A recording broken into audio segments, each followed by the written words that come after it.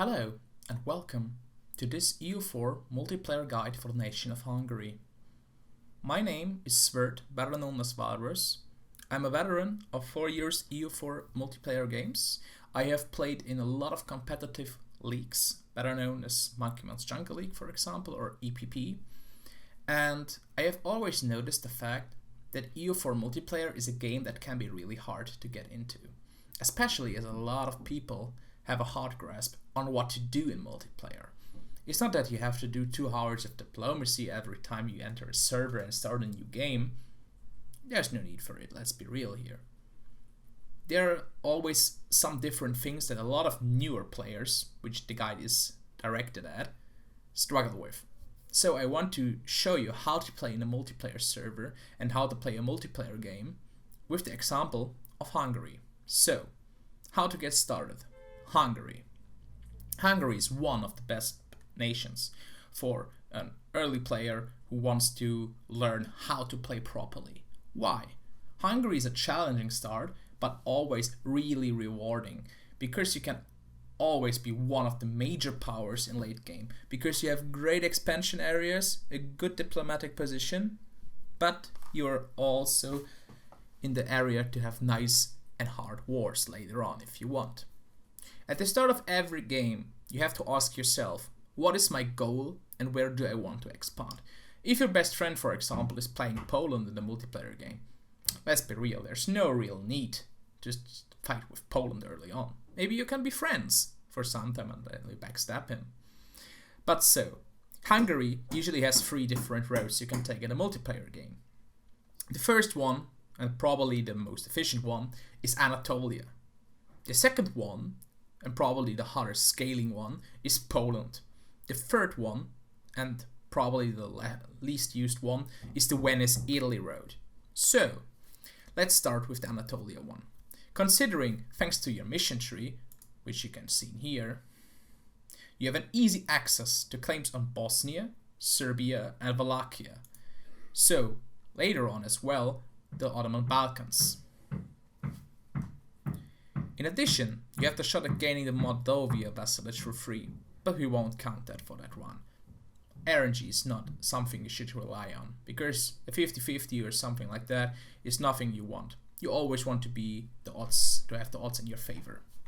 The only relevant province here would be Bessarabia, which is both in your and Poland's interest. So this one would unlock you the Kazakh estate, because the technology group is Eastern. But this one goes a bit into depth, so we will make this in another video. Your goal is to sit out the Ottoman-Mamluk war, which is likely a huge thing, and strike at the Ottomans once they are winning or losing. Why? Usually an Ottoman's player at this point is too weak to fight back, so he will give you an easy war. Even if he fights, you will usually be able to win the war without much struggle. After you beat the Ottomans, after some time you just out-snowball everyone close to you. The Mamluks have just suffered a devastating war usually, if they won, and if the Ottomans won, they usually lost a lot of their European land, and you are already close to Constantinople. This one will allow you to have the formation of Rum later on. Why do you want to form the nation of Rum, you ask me? It's a Muslim nation. You need to be Muslim religion to form Rum. Why I will not go into depth about which the religion will be better, which would be Orthodox as a no-brainer option in multiplayer games without modding. I would say going Sunni or even better Shia here is a good way to form Rum, because then you would get the Ottoman government as well. The Rum formation gives you access to one of the best sets for multiplayer, which includes 10% morale, 20% manpower recovery speed, 5% discipline, 15% construction cost, and 25% additional force limit on land. This is one of the best sets you can get, and it's usually not really contested. Besides by the Mamluks, which in long term you will always want to fight anyways. You just have to convert to Turkish culture, which is probably the easiest task in the entirety of EU4, because Turkish is one, if not the highest staff culture in the entire game at the start, and Constantinople usually will also be Turkish. Considering the fact that you will get 2 gold mines, one in Kosovo, you will conquer quite early, and one in Hont, you will also be really rich. Later on, you will expand into Syria, Egypt, and maybe into Persia. And furthermore, you can always expand trade node wise, which would give you a nice access for Crimea, Kiev, Krakow, Wien, or Venice. I would personally recommend you highly to go into Ruthenia if possible, because Ruthenia is one of the nicest pieces of land you can grab in an EU4 game, long term wise, because then you can put a lot of military dev into the most important provinces, because all of the provinces are either grassland or farmland and are low dev. So, the second road would be Poland. This road could allow you to ally the Ottomans, which is a risky thing in itself. A lot of EU4 multiplayer servers have some weird hate boner for the Ottomans, because, let's be real, if the Ottomans win the war and do not go bankrupt against the Mamluks, which is one of the worst things that can actually happen in an MP game, the Ottomans are usually the strongest nation in the game for quite a lot of time. Poland usually starts with a great ruler, because in multiplayer games Lithuania is usually played, so you get a pretty good starting ruler. And together with other nations like Lithuania, Muscovy, Bohemia, Brandenburg, Austria, or even Sweden, you can ally up and go towards Poland and try to beat them before they hit their strong ideas at 18 or 21 ideas, which would be probably around Tech 11. So actually already quite late in the game.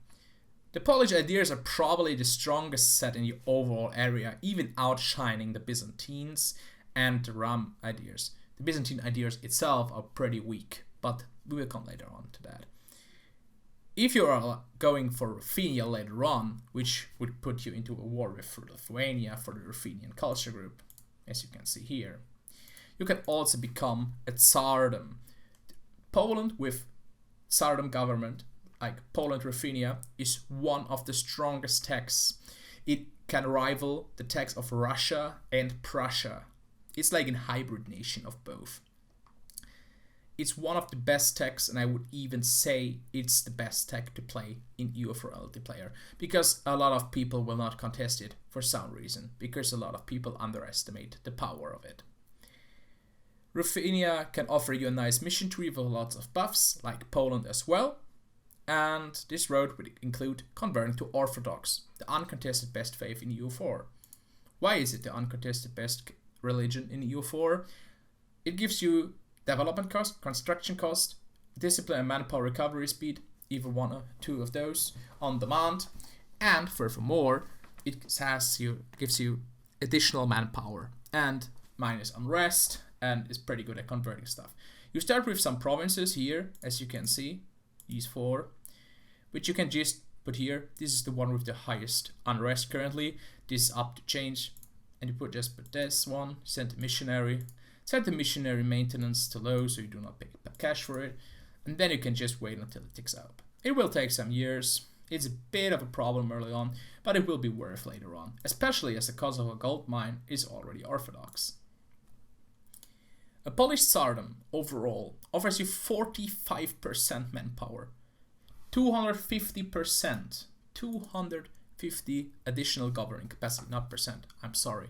Yearly absolutism, the free Russian government interactions, the Streltsy, 10% regiment cost, 15% morale of armies, 5% discipline, and 10% infantry combat ability. A deadly combination for anyone not named France, Prussia, Russia, or a nation far, far away from your grasp. The third road would be Venice. Why Venice? Venice is an end node. Venice may be the weakest of the 3 end nodes at the current point in the game, even though Genoa got hit hard by the Valencia edition in the latest patches. You can always go here. You struggle with some problems though. You will have to fight Austria, which could be a natural ally for you, and you're not punching at the Ottomans. You can do though. You can always do so. If you want to get an East Adriatic powerhouse, you need to consider the fact that Venice has a lot of cash early on. It has also a lot of defendable land, the same with Austria. Like, you can always just take Vienna, Wienerwald, Mannhardsberg, Ober der Ems, Traungau, Steiermark, Unterkärnten, and Krain. But as much as you go towards the west and to the gold mine in Inntal, you will face mountains, which are horribly to push into, especially in the early game. It's a bit harder to play, but in the long term it will allow you to possibly go for the formation of Italy, Austria, or other techs. While the national ideas of the formable techs are not the best, it's still a slight improvement in some cases. You have to validate it yourself. Usually I would say that the Austria tech, for example, is better than the Hungary tech, but the Italy tech is up for debate. The mission tree, for example, is great.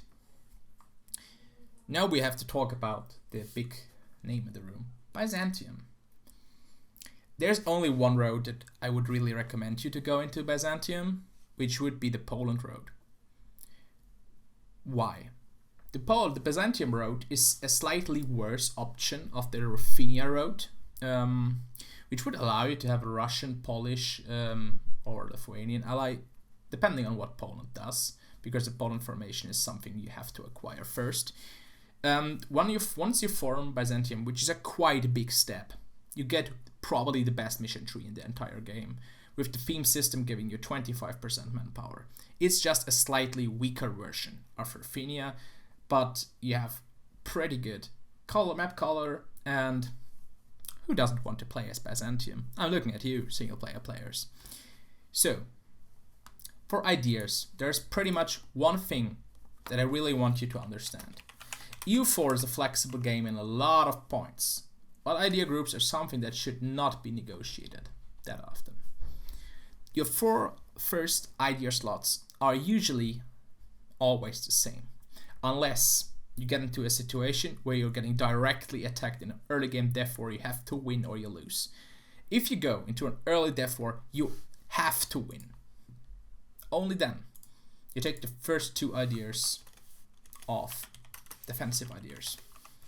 These will allow you to get 15% morale of armies, which is the strongest 800 middle mana push you can have.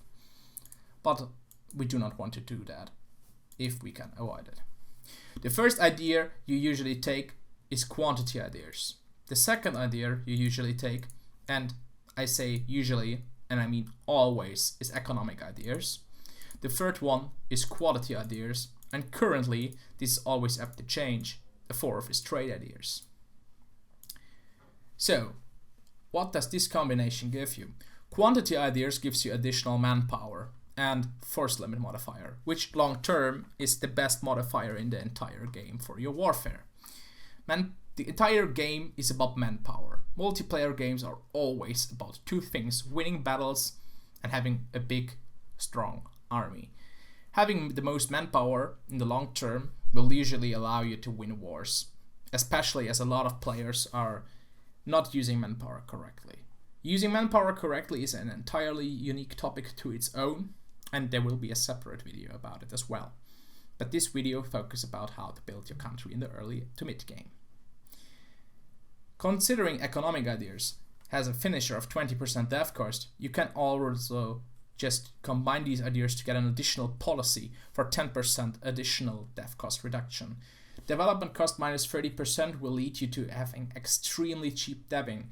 There are some cases which are not able to be pushed to into mods, mostly, like for example the MGL mod and MGL Slavic mod. It allows you to also push a golden arrow early for a hard dev push early game, which would be around 1490, which is like the goal you have to reach. If you are going for the golden arrow push, you have to finish economic ideas and quantity ideas until 1490, which is really hard for a lot of players. Because while Hungary has great starting rulers, after you get the events, you start with a 000, you can run high cost advisors because of the gold mines if you go for discounted ones. The third idea is quality ideas, because quality and economic ideas combined allow you to get 10% discipline, additional infantry combat ability, army tradition, and artillery combat ability. Not that artillery combat ability would matter that much at that point. Trade ideas allow you to build up your country better and start to finish the build of your country. This would be the thing that you go for in almost every single game. That's it. Thanks for watching and comment the nation you want to see next. Bye!